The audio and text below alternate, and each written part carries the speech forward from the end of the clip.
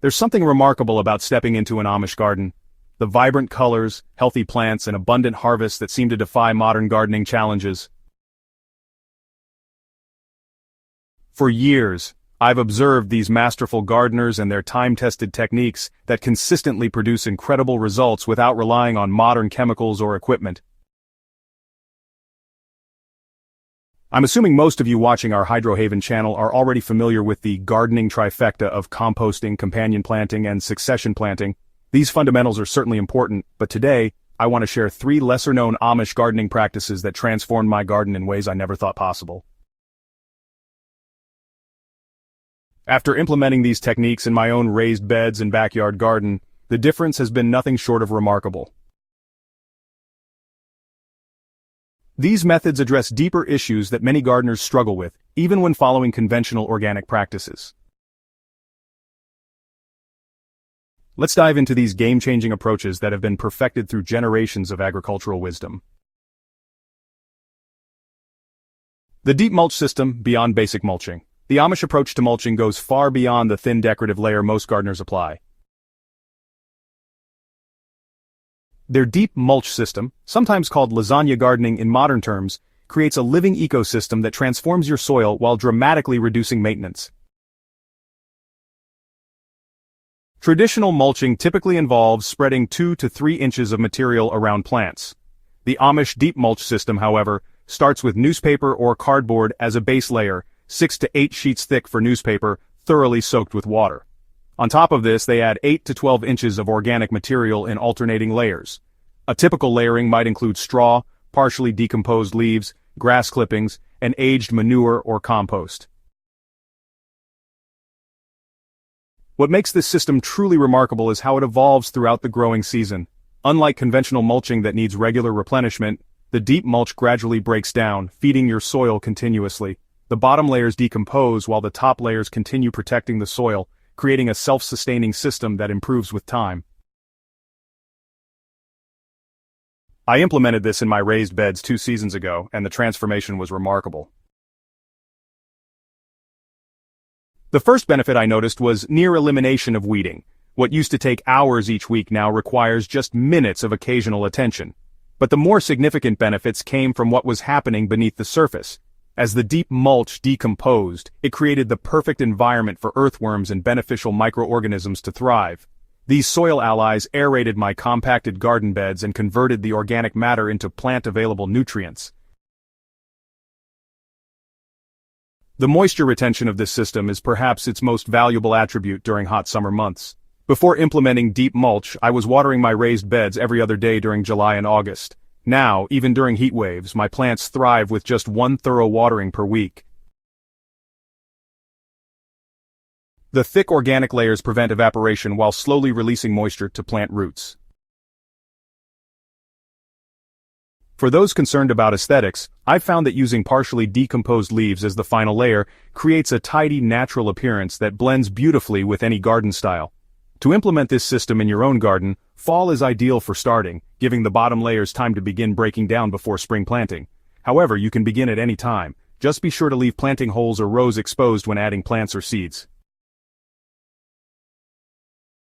The second Amish technique that revolutionized my garden involves creating and using biochar, a form of charcoal specifically made for soil enhancement. While often associated with indigenous South American practices, the Amish have long incorporated this technique, particularly in areas with poor or sandy soils. Biochar differs from regular charcoal in that it's produced through a process called pyrolysis, heating wood or other organic materials in a low-oxygen environment. The Amish traditionally create biochar using a simple pit method, where wood is burned slowly under a layer of soil that restricts oxygen flow. The resulting charcoal-like material has a honeycomb-like structure with millions of microscopic pores that become habitat for beneficial microorganisms and hold both water and nutrients. Before adding biochar to your garden, it must be charged or activated. The Amish typically soak their biochar in a mixture of compost tea and aged manure for at least 2 weeks before application. This charging process fills the micropores with nutrients and beneficial microbes, preventing the biochar from initially pulling nutrients away from plants. I created my first batch of biochar using pruned branches from my property, burning them in a metal drum with limited airflow. After charging it in a mixture of compost tea and worm castings, I incorporated it into several test beds at about 10% by volume. The difference between these beds and my control areas became apparent within weeks. Plants in the biochar amended soil showed more vigorous growth, needed less fertilizer, and demonstrated remarkable resilience during both wet and dry periods. What I find most valuable about biochar is its permanence. Unlike other amendments that need regular replenishment, biochar remains in the soil for hundreds or even thousands of years, continuously improving structure and microbial habitat. My soil tests have shown substantial improvements in cation exchange capacity, which is the soil's ability to hold and exchange nutrients, particularly in my sandier garden areas. For gardeners new to biochar, I recommend starting with purchased biochar to learn how it performs in your specific soil before making your own. Apply it at 5 to 10% by volume, thoroughly mixed into your planting area after proper charging. The investment in time and effort pays continuous dividends through improved soil fertility and plant health. The third Amish practice that transformed my garden involves herbal plant tonics, fermented plant brews that stimulate growth and naturally deter pests. While modern gardeners often reach for synthetic fertilizers or pest control products, the Amish have perfected plant-based formulations that work with nature rather than against it. The basic herbal tonic starts with comfrey stinging nettle and horsetail, three powerhouse plants rich in minerals and natural plant hormones. To create the tonic, roughly chop 1 pound of fresh plant material in equal parts and place it in a 5-gallon bucket. Fill with rainwater, cover loosely, and allow to ferment for 1 to 2 weeks, stirring daily. The resulting dark liquid should be diluted at a ratio of 1 to 10 with water before application. Comfrey contributes high levels of potassium and allantoin, a compound that stimulates cell proliferation. Stinging nettle provides silica, iron, and natural plant hormones that strengthen stems and increase chlorophyll production. Horsetail adds additional silica, which strengthens cell walls and increases disease resistance. Together, these plants create a balanced growth promoter that addresses multiple plant needs simultaneously. I first tried this tonic on my tomatoes, applying it as a soil drench every 2 weeks. The results were striking. Plants develop thicker stems, deeper green foliage, and produce noticeably more fruit. When I expanded its use to my entire vegetable garden, I observed improved resilience against common fungal issues that had previously troubled my cucumbers and squash. Beyond the basic recipe, the Amish create specialized tonics for specific purposes. For pest management, they add hot peppers and garlic to the fermentation. For flowering stimulation, they incorporate borage and chamomile. For treating fungal issues, they increase the proportion of horsetail and add crushed eggshells to the mix. What I appreciate most about these tonics is their cyclical nature.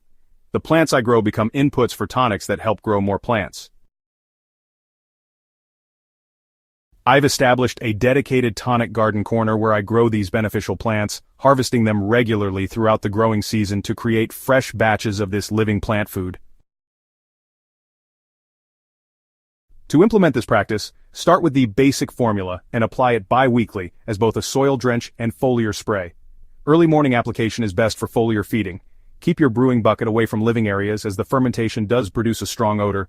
Strain thoroughly before diluting and applying to prevent clogging spray equipment. These 3 Amish gardening practices, deep mulch, biochar, and herbal tonics, have fundamentally transformed my garden's productivity and health. By working with natural processes rather than trying to control them, these methods create resilient, self-improving garden systems that become more productive with each passing season. If you've been struggling with garden challenges despite following mainstream organic practices, I encourage you to try these time-tested techniques. Start with just one method, observe the results, and expand as you gain confidence. The joy of harvesting abundantly from a thriving garden that requires less intervention is truly rewarding. Don't forget to subscribe to our Hydrohaven channel for more in-depth explorations of traditional growing methods adapted for modern gardens. Share your experiences with these Amish techniques in the comments. I'd love to hear how they work in your unique garden setting.